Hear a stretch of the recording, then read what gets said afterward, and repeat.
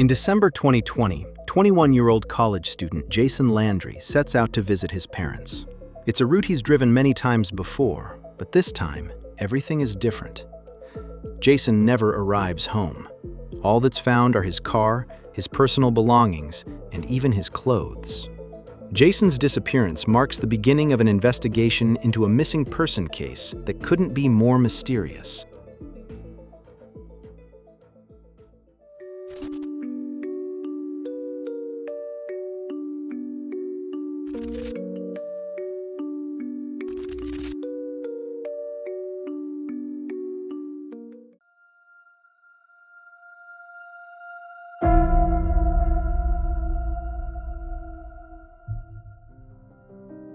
Jason Landry was born on July 29, 1999, as the youngest child of Kent and Lisa Landry.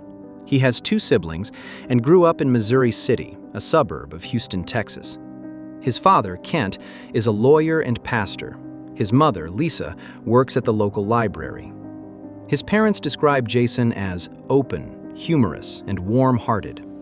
He is the family joker who easily strikes up conversations with others and often stands out because of his outgoing nature. Jason developed an interest in music at an early age. In high school, he played the bass trombone in the jazz band, among other instruments. Later, he considered pursuing a career in this field. He was particularly interested in sound engineering and was subsequently accepted into a relevant program at Texas State University. Besides music, Jason loves cars, animals, and socks with quirky designs. For his birthday, he specifically asks for socks with monkeys on them. After high school, Jason goes to college. During his college years, his appearance also changes. He used to dress rather stylishly, but now he's letting his hair grow long and wears tie-dye hoodies and loose-fitting shirts. For a while, he seems very unfocused and disorganized to those around him. But then he gets back on track, his grades improve, and he devotes more time to sound engineering, at least until the COVID-19 pandemic. From then on, Jason is isolated like everyone else. He can no longer see his friends and is forced to spend most of his time in his small apartment. He finds this very difficult. His father later says that isolating Jason, given his extroverted personality, was the worst thing anyone could have done to him. During this time, Jason uses a lot of marijuana and lets himself go for a while. At the same time, he became increasingly preoccupied with spiritual and mystical topics. He was interested in psychedelic experiences and spiritual enlightenment. In messages to friends, he wrote about how he had found God and truly seen him for the first time. His longtime friend Jack Frank noticed that conversations with Jason were becoming more difficult during this time. They no longer really made sense. According to Jack, Jason mostly talked about aliens, Jesus, or Elon Musk, and apparently tried to connect all these topics. Between December 8th and 13th, 2020, he searched the internet for how long one can survive in the woods without food, for different strains of marijuana, and for psychedelics. In December 2020, Jason also completed his first semester at Texas State University. His final exams are behind him. He plans to drive to Missouri City over the holidays to visit his parents, his siblings, and old friends from high school. He's looking forward to being home and playing video games with friends. His mother, Lisa, spoke with him on the phone the day before. To her, he sounded excited and talkative, but mostly normal.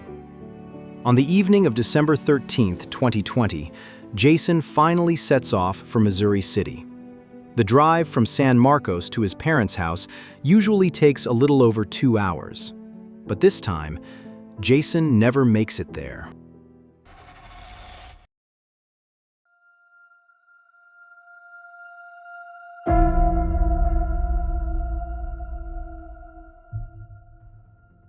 That evening, Jason talks on FaceTime with a friend for about 45 minutes.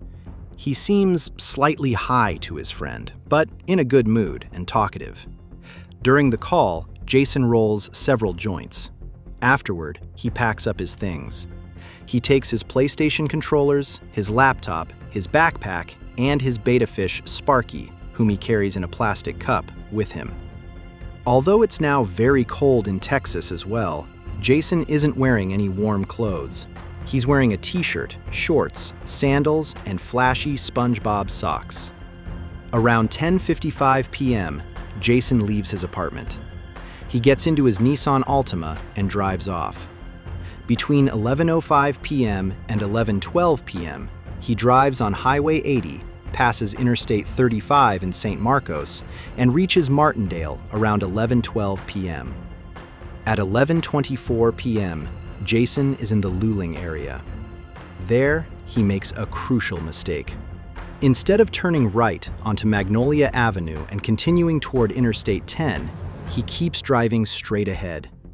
The road no longer leads him home, but instead onto Salt Flat Road.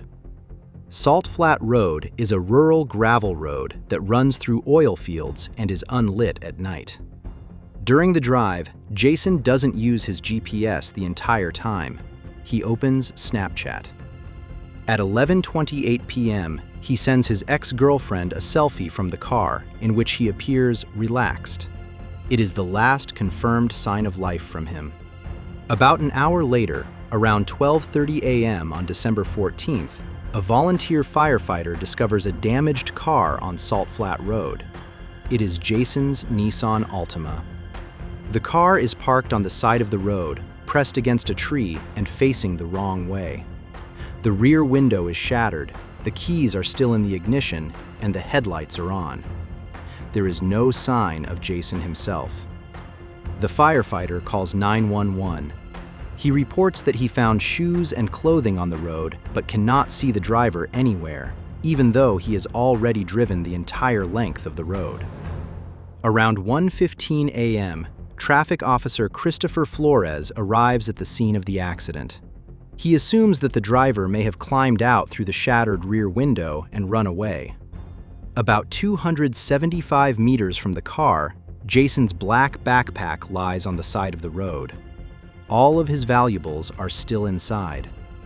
Nearby is also the plastic cup containing his betta fish, Sparky, who is, sadly, already dead. A little further down the road, Jason's clothes are lying on the ground. These are the clothes he was wearing when he set off: a red t-shirt, black shorts, gray underwear with a small blood stain on the waistband, sandals, his watch, and his SpongeBob socks. To the investigator, none of this makes sense. Jason's car is damaged, but there's no evidence of a collision with another vehicle. It's quickly assumed that Jason veered off the road without any outside influence and crashed the rear passenger side into a tree. Jason himself remains missing. Around 2 a.m., Kent Landry receives a call from an officer. Kent is listed as the registered owner of the vehicle. The officer tells him about the accident, the abandoned car, and the fact that Jason cannot be found. He also mentions that drugs were found in the backpack. The officer speculates that Jason may have been under the influence of drugs and that this could be why he took off his clothes. Jason's father immediately sets off for Luling. He drives several hours to the accident scene, hoping to find Jason quickly, which is why he has packed warm clothes and blankets. Around 5:30 a.m., Kent first arrives at the impound lot where Jason's car has been taken. As he takes a closer look at Jason's car, he finds Jason's cell phone between the driver's seat and the center console. The area is not cordoned off, and there are still items lying on the road. Kent begins filming the accident scene himself. He is disappointed because he feels that the investigators are simply letting the most critical hours slip away, and that it won't be possible to properly reconstruct the events surrounding Jason's disappearance, since the evidence wasn't properly secured from the start.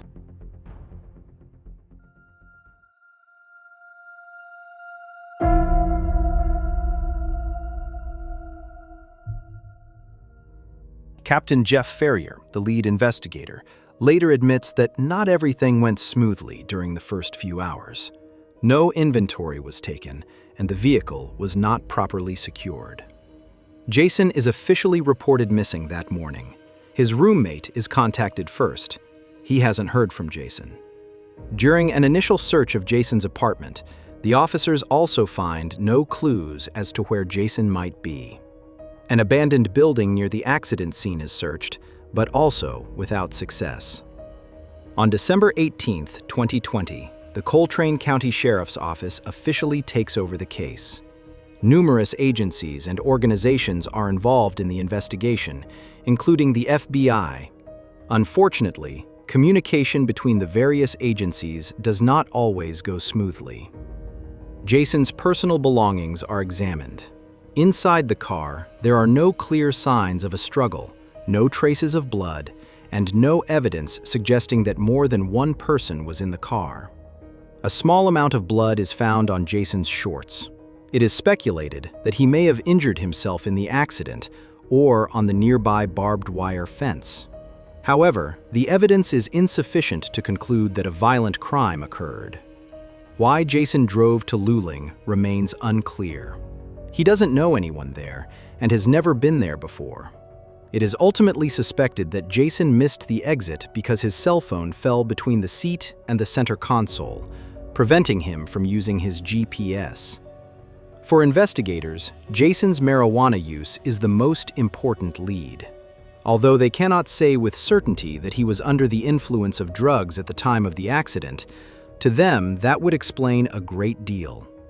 When the officers then came across his Google search queries, a clear picture began to emerge.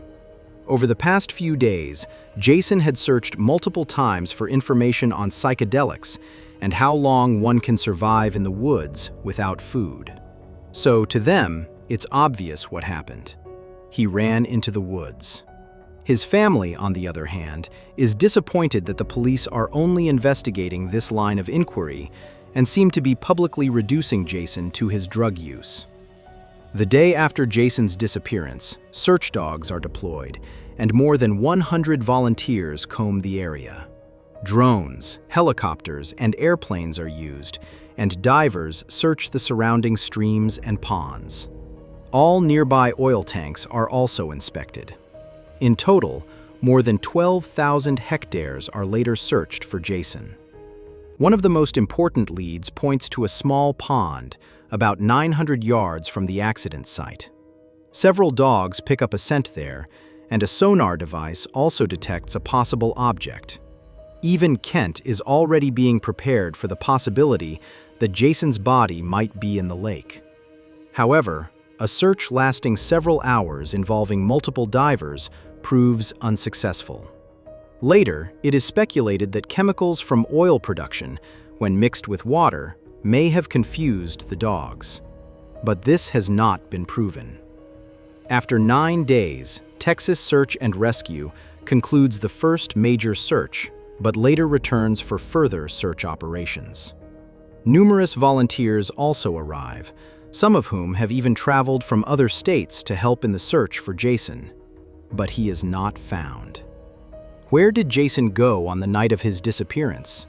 Is he still alive, or has he long since died? Kent later compares the case to other well-known missing persons cases. He says that in other cases, entire states were searched and people were found in the most remote locations. And yet, Jason cannot be found in a cow pasture outside of Luling. Nor are there any other clues, no witnesses, no unfamiliar cell phone data in the network. In December 2023, the police state that the Cold Case Unit has invested hundreds of hours in the case and followed up on all credible leads, but that they have found no answer as to Jason's whereabouts. Over the years, several theories have emerged about what might have happened to Jason. I'd like to discuss 2 of them in more detail now.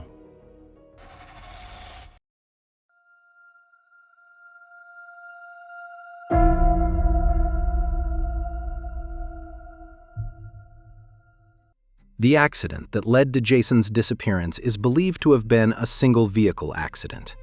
There is absolutely no evidence that a second vehicle or another person was involved in Jason's car accident. There are no paint marks from another vehicle, no signs of a struggle, and no foreign DNA. So why did Jason veer off the road on that straight gravel road? One theory could be that his cell phone slipped between the seat and the center console after he received the message on Snapchat. That's why he missed his exit and ended up on the remote road. Instead of stopping, he tried to reach for his phone while driving. In doing so, he lost control of his car and veered off the road. The biggest mystery, of course, is what happened afterward. The police assume that he left his car on his own. However, he may have been injured or disoriented by the accident, or he may have already been under the influence of drugs beforehand. He left his phone in the car, continued on foot, lost or set down his backpack, and later took off his clothes as well. This aligns with the so-called paradoxical undressing. In cases of severe hypothermia, those affected may suddenly feel hot and therefore take off their clothes. Although it was very cold outside when Jason disappeared, only about an hour passed between his last sign of life and the discovery of his car. That's actually too short a period of time. However, a head injury from the accident could, of course, change that. However, there were no traces of blood on his clothing, which suggests he did not sustain a serious injury. The police later released a report stating that Jason died of hypothermia shortly after the accident, and that they could not rule out a mental breakdown caused by drug use. The main question that remains with this theory, however, is why Jason didn't try to get help, and why, despite extensive search efforts, he has never been found to this day. Some people believe that Jason's body was torn apart by animals and scattered over a large area. There are many wild boars, coyotes, and vultures in the area, and small bone fragments would have been very difficult to find in such rugged terrain. For this theory to make sense, however, Jason's body would have had to have been scattered very early on, since the search for him began relatively quickly. In addition, some investigators say that the search dogs should still have picked up a scent in this case. That's why there's another theory as well. The other theory suggests that Jason was the victim of a crime. Retired FBI agent Abel Pena believes that other people may have been involved in Jason's disappearance. For him, the moment in Luling is particularly significant. There, Jason not only misses a turn, but continues driving several miles down a remote road without stopping or turning around. He suspects that Jason was being followed, or that someone told him to drive to a specific location. Abel Pena and his team interview many people from the area. It turns out that there were several criminals in the area, and, above all, a lot of drug trafficking. According to his theory, Jason might have run into the wrong people there. Perhaps Jason was threatened, and the accident that occurred later was just part of a cover-up. Abel Pena and his team also find the location of the clothing items suspicious. To them, it doesn't necessarily appear as though Jason undressed while in a confused state. They consider it possible that someone deliberately placed the clothing there. If he was the victim of organized crime, that would also explain why Jason's body was never found. Because of all these clues, Abel Pena is convinced that a crime was committed. The authorities, however, disagree with him. They found no evidence on Jason's cell phone suggesting he had any connections to Luling or that he had ever dealt drugs. Nevertheless, this theory and the circumstantial evidence have led many people to this day to doubt that it was simply a normal accident. A similar theory is that Jason was involved in another accident after the first one. Some people think it's likely that Jason was struck by another vehicle after getting out of his car, perhaps by an oil worker, a drunk driver, or simply someone who was driving through the area at night and wasn't paying attention. Afterward, that person might have panicked and hidden the body, or disposed of it on private property. This theory would explain why Jason was never found, despite the search. Apart from that, however, there is no further evidence to support this theory. Another possibility is that he entered private property and something happened there. Perhaps an accident, but a crime is also conceivable. To this day, Jason's disappearance remains a mystery. What is clear, however, is that the case might have been solved if the police had investigated more thoroughly from the start. Jason's parents remain disappointed and angry to this day that so many mistakes were made. It was Kent who found Jason's cell phone in the car and who had to push for further investigations. As a result, some people believe a police cover-up is possible, and there is an ever-increasing amount of conjecture and speculation about Jason's whereabouts. None of this helps his parents. For them, the huge void left by their son's disappearance remains to this day. They hope that Jason's disappearance can one day be solved and are trying to keep his memory alive.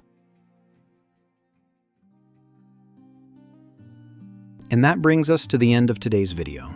At first, I thought this case would be relatively easy to explain. Jason was in a psychotic state, which may have been triggered by the accident. But the fact that he left his clothes behind and just disappeared into the woods and wasn't found by search dogs or hundreds of volunteers just doesn't make any sense. Or what do you think? Feel free to let me know in the comments.